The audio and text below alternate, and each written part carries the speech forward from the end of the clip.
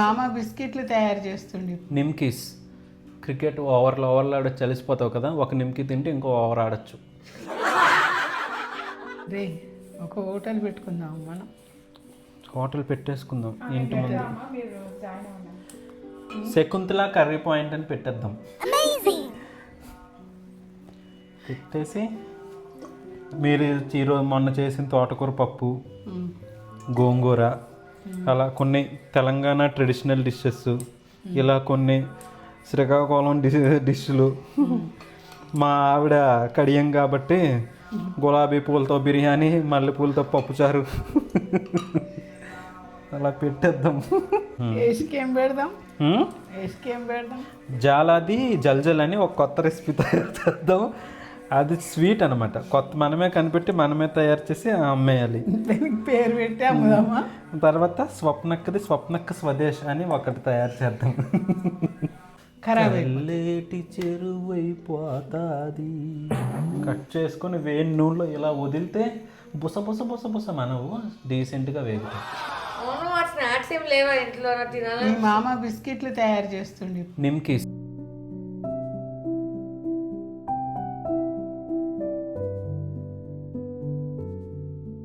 ఆఫీస్కు లీవ్ పెట్టిండ. బిస్కెట్లు చేసుకుందామని లీవ్ పెట్టాను. రోజు బిస్కెట్లు చేసి పెడతాడంట అల్లుండ్లకు. తిని ఉండండి. సరే చేసుకుందామా? రెడీ. నువ్వు కలుపుతావా? కలుపుతా. నువ్వు కలపకూడదు, కలిపితే కళ్ళేటి చెరువైపోతాది. ముందుగా ఈ కప్పుతో మైదా తీసుకొని ఇందులో వేసుకోవాలి. కలోంజీ సీడ్స్ కొన్ని వేసుకోవాలి. మనకి మధ్య మధ్యలో ఒక డిఫరెంట్ టేస్ట్ వస్తుంది అనమాట. ఈ మైదా పిండికి సరిపడా ఉప్పు. ఇప్పుడు ఈ కరిగించుకున్న బటర్ని ఇందులో కొంచెం వేసుకోవాలి. ఎక్కువ వేయొద్దు, మళ్ళీ మీరు డీప్ ఫ్రై చేసేటప్పుడు పిండి విడిపోతుంది. ఓకే, నార్మల్గా ఇది ఇలా కలిపించుకొని తర్వాత వాటర్తో మనం పూరీకి ఎట్లా కలుపుకుంటామో అలా ముద్దలా చేసుకోవాలి. వంట మౌనంగా చేసుకోకూడదు, ఆడుతూ పాడుతూ చేసుకోవాలి. హమ్మింగ్ చేసుకుంటే మీకు మీరే ఎంటర్టైన్ చేసుకున్నట్టు అవుతుంది, లేదంటే బోర్ కొట్టేస్తుంది. ఇగోండి ఇలా కలుపుకొని దీన్ని ఇప్పుడు మనం ఒక పెద్ద సైజ్ చపాతీలా చేసుకొని డైమండ్ షేప్లో కట్ చేసుకోవాలి అంతే. దీనికి పర్టికులర్ ఇది రౌండ్గానే ఉండాలి, అలా ఉండాలి పర్వాలేదు, ఎందుకంటే మనం కట్ చేస్తాం కదా. కట్ చేసిన తర్వాత మళ్ళీ అడ్జస్ట్ చేసేసి మళ్ళీ రౌండ్గా పామేసుకొని కట్ చేసుకోవడమే. అలా ఎంతవరకు పిండి మిగులుతుంటే దాన్ని అలా కట్ చేసుకుంటూ స్క్వేర్ షేప్స్ చేయడమే మన ఓపిక అంతే. అమ్మ ఇంతలో పొయ్యి మీద ఆయిల్ పెట్టేయండి అమ్మ, అది కాగుతూ ఉంటుంది. అసలే వస్తుంది సమ్మర్ కదా, అందరికీ స్కూల్ హాలిడేస్ ఉంటాయి. ఆడతా పాడతా ఒక్కొక్కటి తింటే అదే బాగుంటుంది.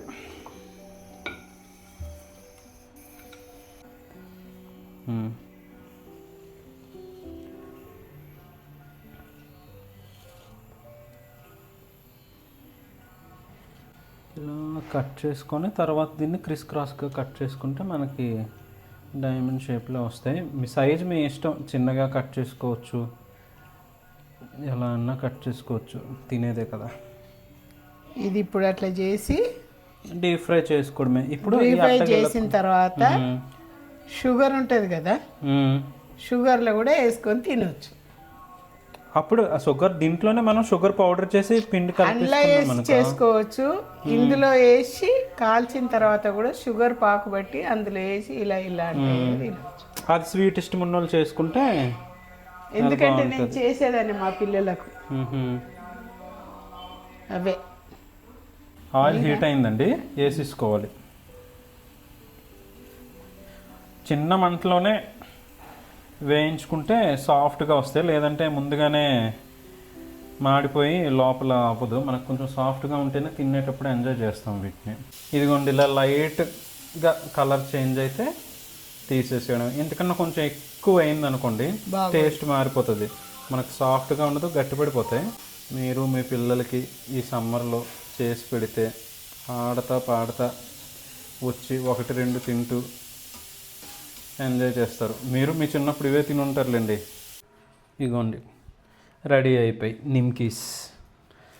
నేను పెట్టిన పేరు నిమ్కీసు, మీరేమన్నా పేరు పెట్టుకోండి, నోటికి రుచిగా ఉంటే ఏదన్నా పేరు అక్కర్లేదు.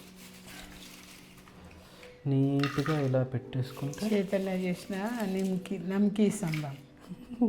నిమ్కీస్ పిల్లలు అయితే ఎంజాయ్ చేస్తారండి, బాగుంటాయి. మీరు స్వీట్లా చేసుకుంటానంటే స్వీట్లో కూడా చేసుకోవచ్చు.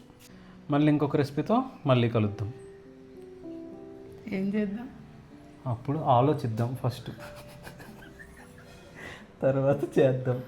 సరే, బాయ్ బోలియే. చెప్పు. చెప్పండి. బాయ్. బాయ్.